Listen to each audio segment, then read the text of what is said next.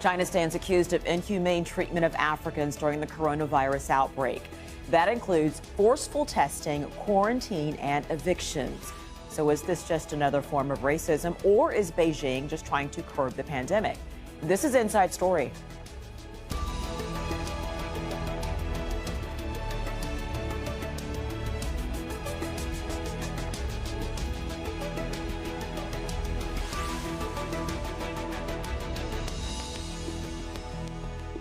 Hello and welcome to the program. I'm Rochelle Carey. They are China's key trading partners, but some African leaders have been angered over Beijing's reported discrimination against their citizens and demanded answers from the Chinese government over reports Africans are being targeted because of fears they could spread coronavirus. A recent rise in COVID-19 infections in China has been linked to people from abroad. The Chinese government is worried there could be a second wave and has stepped up its scrutiny of foreigners. African students and expatriates have reportedly been evicted from their homes, tested for coronavirus several times, and are being shunned in public. The incidents have sparked a diplomatic row with the African Union, African governments, and the United States. And Chinese ambassadors have been summoned by African officials in different countries. In a rare open critique of Beijing, the Speaker of Nigeria's House of Representatives tweeted a video of himself pressing its envoy on the reported ill treatment of Africans. He was heard saying, "It's almost undiplomatic the way I'm talking, but it's because I'm upset about what's going on." The Speaker of the House asked the diplomats to explain scenes that have gone viral on social media platforms. The United States consulate in Guangzhou has advised African Americans to stop traveling to the city. In a statement, it said this: police ordered bars and restaurants not to serve clients who appear to be of African origin. Local officials launched a round of mandatory tests for COVID-19, followed by mandatory self-quarantine for anyone with African contacts, regardless of recent travel history. African Americans have also reported that some businesses and hotels refuse to do business with them. China says its policy towards Africa hasn't changed and denies discrimination against what it calls its African brothers. This is what the Chinese Foreign Ministry spokesperson had to say about accusations made by the U.S. Under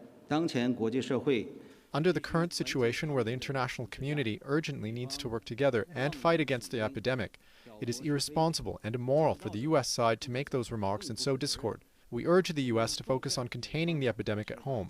Its attempt to drive a wedge between China and Africa's relationship will never succeed. In response to the recent African side's concerns regarding their citizens in Guangdong province, the Guangdong authorities have already conducted an investigation and taken a series of new measures. We believe that the issue will be properly solved through the joint efforts of China and Africa.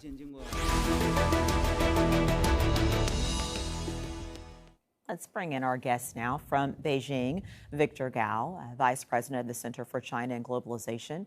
From Wuhan is Gabriella Dillon, a medical student from Uganda, and from Hong Kong, Keith Richburg, Director of the University of Hong Kong's Journalism and Media Studies Center. Thank you all for joining us. We appreciate it very much. I want to start with you, Gabriella. So you're in Wuhan, obviously, which is where this pandemic started. Just what is daily life like there now? What are the restrictions that you are still dealing with? Life is better. Life is back to Wuhan. So far, the locals, it's mostly the Chinese people who are able to go to the supermarkets and the banks and the shops. The foreigners, not so much, because we haven't yet been cleared for. We haven't yet got our health certificates and the health codes that we need in order to go to the banks and the supermarkets and all the other places. Otherwise, we can get permission to leave our homes and walk around in the streets, which is better than nothing. So that's how life is now. So as far as getting this permission, these tests and screenings that are needed for you to kind of go wherever you want, it's dealt differently with Chinese as opposed to foreigners. It's a different type of setup. It's the same setup, but it hasn't yet included the foreigners yet, because the Chinese right now are able to do it, but we can't do it. So in other words, it's like they haven't yet found a way for us to go out there as foreigners. Is the fear, or maybe I don't know if that's too strong of a word, maybe not, the fear or concern of a second wave of this happening, Is that palpable there? Is that something that you all really feel there, Gabriella? Definitely. Second wave is something that we're all worried. Everyone is taking the necessary precautions. People are still using the masks. People are staying indoors. Not so many people are on the streets, but once in a while, people moving around. And like today, I actually asked for permission to go out and take a walk. And most shops were open, and there were a lot of Chinese out there.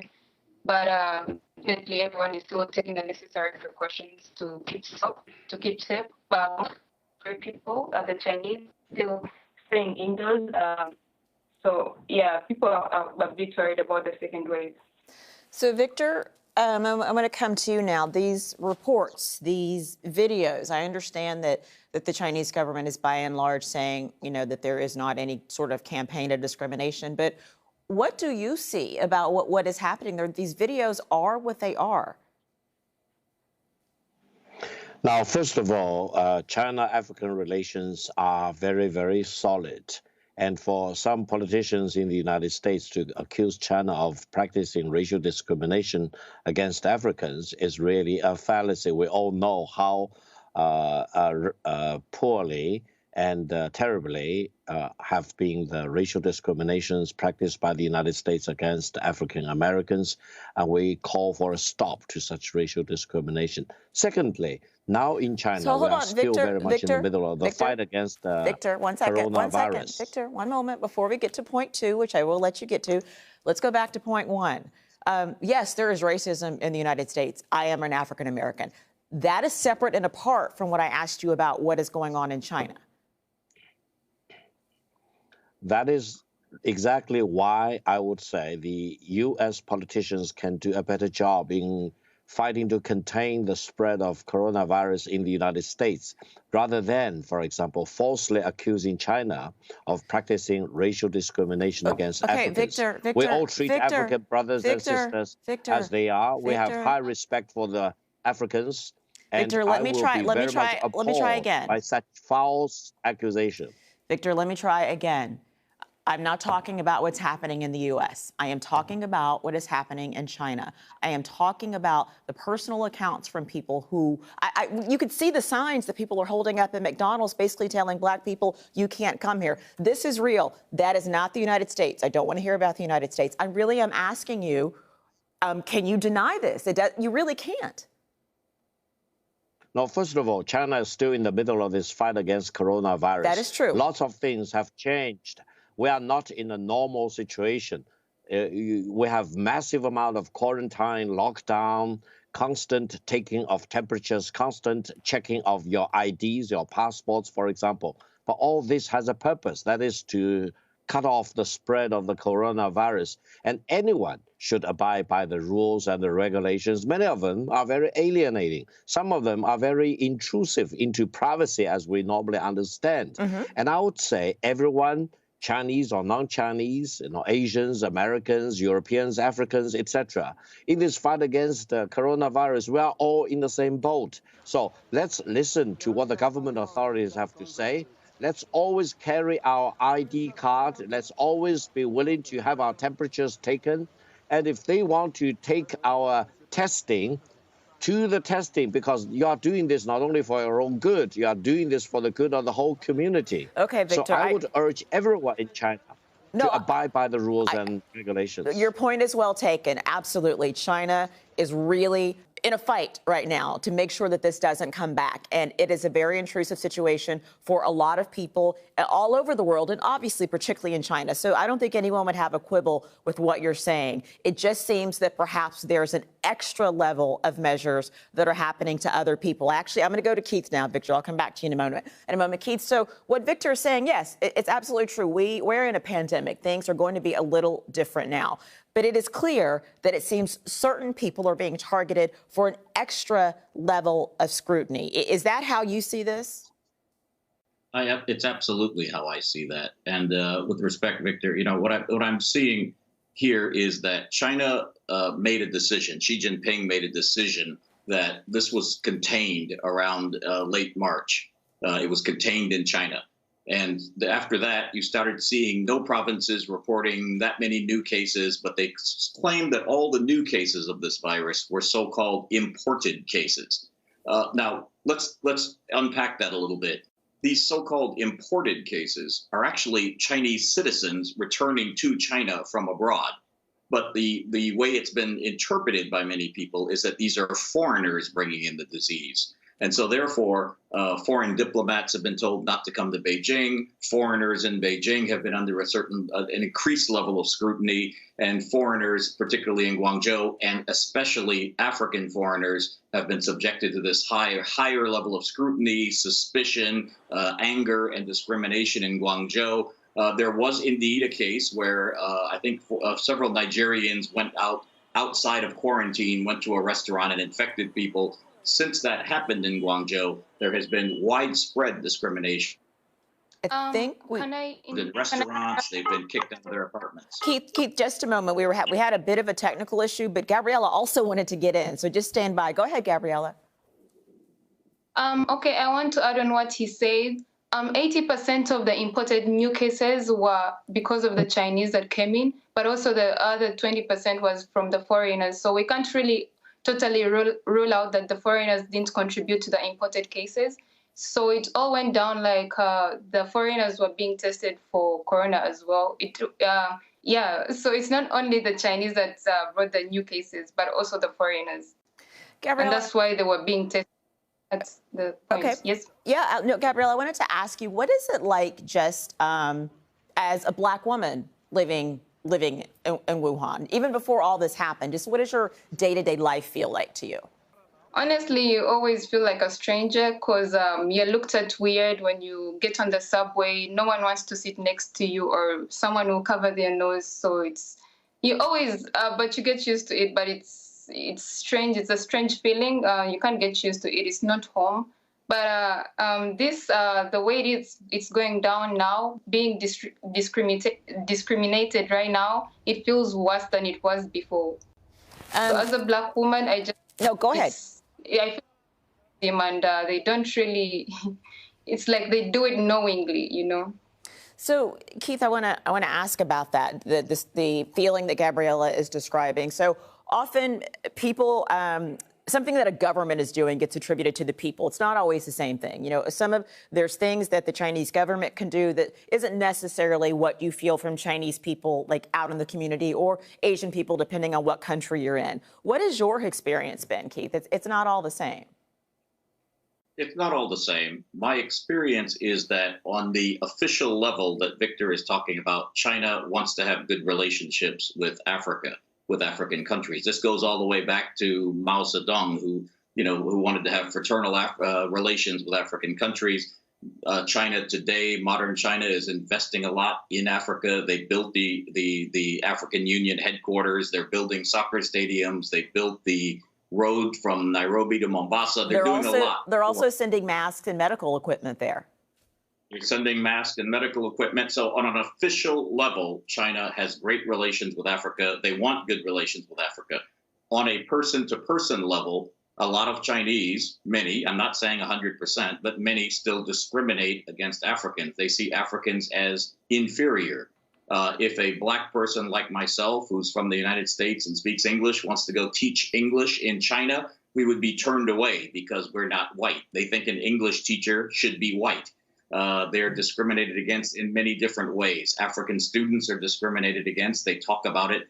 Africans in general are seen as criminals. I've gone to Guangzhou, to the area that they call Little Africa or Chocolate City. Africans have told me that they're constantly stopped and harassed for their ID and for their passports. It's very hard for them to rent places. So on a person-to-person level, there is a lot of discrimination. When you bring this topic up to Chinese officials, I'm afraid, and I'm sorry, Victor, but the answer is always, yes, but you have discrimination in the United States, too. So it's always kind of a whataboutism. What about your discrimination against the Blacks in the United States? It's always that answer without addressing the fact that, for example, they had a New Year's Eve presentation a couple of years ago for New Year's Eve where they did skits with Chinese wearing blackface and dressed as animals and dressed as monkeys. And they put this on the air. on CCTV, and they thought this was okay. So they have a kind of an unconscious discrimination when they don't realize it. Victor, I want to bring you back in the conversation, and your point is well taken. Yes, there is racism in the U.S., and unfortunately, something that is happening now is that many Asian Americans are being targeted because of their ignorance about COVID-19, and that's an awful thing, and it absolutely should not be happening. However, the fact that there seems to be, at least, and we were hearing it from Gabriella and Keith, there is the same type of, at least some level of discrimination happening in China too. How can you not acknowledge that? No, first of all, in the Chinese history, there has been never any institutionalized discrimination based on color. That's very, very important. And this sets China apart from many other countries which have institutionalized injustices based on color. Secondly, I disagree with the other panelists. I think China is a big country. We have 1.4 billion people. Of course, different people have different opinions, of course, but I think China as a whole condemns discrimination of all kinds, especially discrimination based on racial discrimination based on color. And in China, so let me ask, hold on. People around me, we do not distinguish people based on their color. Okay, I think color is an important part of human being, and they should all be respected. Victor, everybody sees color, so let's just put that to the side. But let me ask you this. If you're saying that perhaps this is happening, but you're saying that this is not something that is institutionalized, that if that's the case and the Chinese government isn't okay with it, why don't they put their foot down to make it clear that this is not acceptable and actually do something about it? No, I think China is one of the best countries in the world in terms of respecting Africans, for example, or people of color from all parts of the world, both as a government, as a society at large, and on a person-to-person basis. I commingle with lots of Africans, actually, in Beijing. Some of them work for CRI, the radio station. Some of them work at CGTN. We are very proud of our personal relations, and I do treat them, and they treat me as brothers and sisters. And I think I'm very typical of people in China who do see these people as equals, rather than, for example, having this false sense of superiority or inferiority. I think people of all colors, we are equal under God. Keith, the people that are experiencing this, and Victor makes a good point. Obviously, China is a very populous country. We're not trying to say that everybody is this way. Absolutely not. But these people's experiences are real. So for people that are experiencing this, what options, what recourse do they have? Look, very little. Look, when the virus struck in Wuhan, when people like Gabrielle were stuck there from Uganda, America took in planes to take their nationals out. Other countries chartered planes to take their nationals out. A lot of African countries, many of them poorer, did not charter planes to take their nationals out, and so they were kind of stuck there, and so they didn't really have a whole lot of recourse. A lot of them, I don't know about Gabrielle's situation, but a lot of students went there because they were given scholarships or they were invited in by the Chinese government. They were invited in to learn Chinese or to learn other skills. But when push came to shove, and I'm afraid this has happened in the United States as well, xenophobia has come to the top. This virus has caused a spate of xenophobia around the world, whether it's Thailand, the United States, Europe. People are closing borders and looking at other people with suspicion. Even Australia has closed its borders, saying we don't want any outsiders coming in. Chinese are reacting kind of the same way, except they've got this huge population of Africans living in Guangzhou who are now being looked at with suspicion. They're being looked at as virus carriers. They're being looked at as someone to be avoided because they might not be as clean. They might not be following the same rules as we are. And so they're someone to be avoided. And yes, that is happening in the United States against Asians, not only Chinese. All Asians are being discriminated against. Mm-hmm. But we're seeing xenophobia popping up everywhere, I'm afraid, because of this virus. Borders are closing. Do you think that this could have, and you talked about China has a big footprint in Africa, and we've outlined that. Do you think that this has the potential to have to sour diplomatic relations in any way, or is China's footprint just too big? I think it will sour diplomatic relations. I think, look, there's a huge population of Chinese in Africa. As this story gets out there and gets legs, seeing how Africans are being treated in China, you might see a backlash against many of those hundreds of thousands, if not millions, of Chinese living in Africa. There has already been a lot of backlash against Chinese in Africa. A lot of Africans are starting to say that China's big economic footprint in China is benefiting China more than it's benefiting Africa. A lot of countries are going into a lot of debt to pay for some of these big projects. The Mombasa to Nairobi Railroad, for example, could end up putting Kenya into a lot of debt that they can't afford. A lot of these countries are starting to say, hold on a second, we're not getting the jobs from these projects because they're employing Chinese to come over and do the job. So there's been a lot of criticism of China's footprint in Africa. And then when Africans start seeing how Africans are being treated in China, yes, you could have a very big backlash. This could set back China's Africa policy by many years. Victor, your thoughts on that? No, I don't think so. I think let's face the realities. We are all in this fight against coronavirus, and the coronavirus does not discriminate against races or countries or ethnicities. So this is the common lesson we all need to bear in mind. Let's get united to fight against the coronavirus, and let's abide by the rules of every government, every country as they are, because the strength of any defense line is actually determined by the weakest point. So if you have exceptions, for example, if you allow any group of people to disobey the rules and regulations, then the whole line of defense collapses. You have to look at the overall majority's interest. So I would not care whether it is Americans, Europeans, Japanese, Asians, for example, or Chinese, for example, they all need to abide by the rules.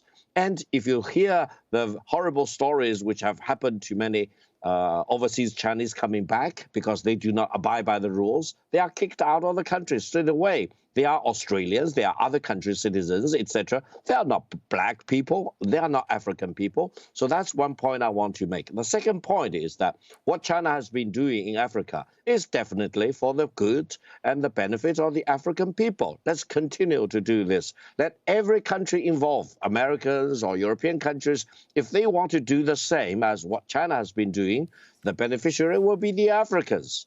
Okay. More roads are needed in Africa rather than less roads. Okay. That's the key point. Victor, Gabriela has been wanting to get in on this point. Go ahead, Gabriela. Yeah, you're saying what they're doing to the Africans is what should be done by every country. But according to what I know, most of the Africans went in for quarantine for 14 days. And when the 14 days were over, they gave them another 14 days. And they didn't do this for the Chinese people. Why? I feel like that's not something, if we're all equal and at the same level, then we should all be going through the same processes. You see what I'm saying? I feel like it's not the same thing when we are being given extra and extra things, that we're being tested twice, we're quarantined twice. It's nonsense. So, Gabriela, what do you see your future as there? Here, I'm hoping like in a month or so, we're able to access all these things. Because right now, we actually have to apply for the health code. But to get that, they need to monitor you for 14 days to make sure that you're not sick, so that they can be able to let you go out in the public and use all the banks and the supermarkets. Otherwise, I'm hoping to graduate next year and go back home, you know.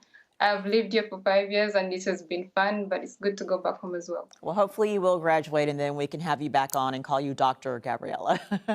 Thank you to all of our guests, Victor Gao, Gabriela Dillon, and Keith Richburg. And thank you for watching as well. You can see the program again anytime. Go to our website, aljazeera.com. You can also join the discussion on our Facebook page, facebook.com/AJ Inside Story, or Twitter. Our Twitter handle is @AJ Inside Story. From me, Rochelle Carey, and the entire team. Bye for now.